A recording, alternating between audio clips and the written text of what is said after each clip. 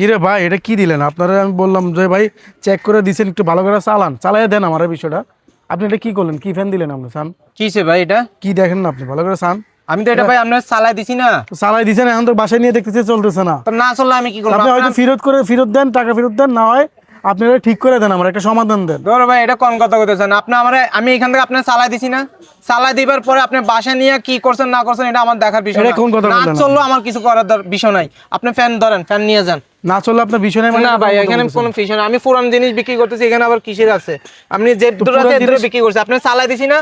আপনি চালাই দিবার পরে টাকা তো 1 টাকা কম নেন না আপনি। 500 টাকা 500 টাকাই নিছেন। 1 টাকা কম কেন? 500 টাকা 500 টাকাই নিছেন আপনি। 1 টাকা কেন কম নেব আপনি? দেখছেন ভাই কেমন ব্যবহার করতেছে? দেখছেন আমার কথা হলো যে আমার কথা হলো যে এটা নিচে নিয়ে 2টা মিনিট রয়েছে, আমি আসি আর গেছি। কত মিনিট? 5-6 মিনিট হবে না? হবে 5 এই ওরকম মধ্যে হবে ভাই। এর মধ্যে ওনারা বললাম হয়তো আপনি ঠিক করে দেন, নাইলে আমার এটা ভাই এত কথা কইেন না তো ভাই। আপনার এখানে আমার কাস্টমার দাঁড়ায় আছে।